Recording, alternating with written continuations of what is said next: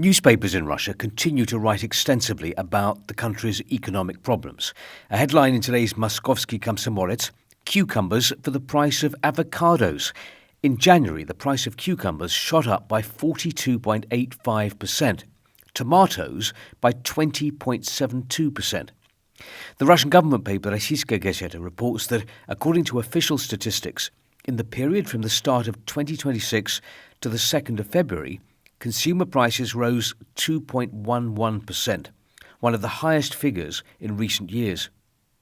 Rising prices make it into the joke section of Komsomolskaya Pravda. So as not to shock customers, price tags for new cars will state the price of 100 grams of the car. Nezavisima Gazeta reports that the gap between pensions and wages in Russia is growing. Average pensions in Russia are rapidly decreasing in relation to the average salaries from which contributions are made to social insurance funds. Pensions in Russia fell below 24% of average earnings.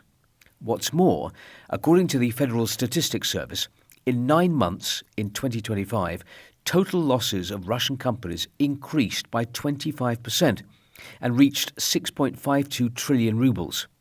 During this period, 18,400 organisations made a loss, which is 11% more than the previous year. Wage arrears of enterprises have also increased sharply. At the end of December, wage arrears in the country increased to 2.02 billion rubles, which is 14.5% more than a month earlier and 2.3 times more than in December 2024. So, as we can see, economic difficulties are being reported in the Russian press almost on a daily basis. What you won't find here are articles stating that Russia's economic problems are the direct result of the Kremlin's decision to launch the so-called special military operation in Ukraine. Something else caught my eye in the Russian papers today, page 5 of Kommersant.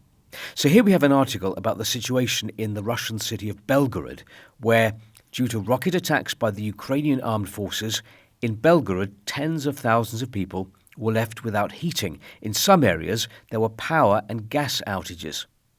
And right next to it, a restaurant critic reviewing a new pizza restaurant in Moscow.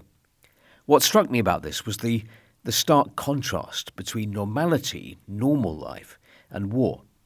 And this contrast we see on a daily basis here in Moscow. For much of the time, life seems normal. The shops are open, the buses are running, there are concerts.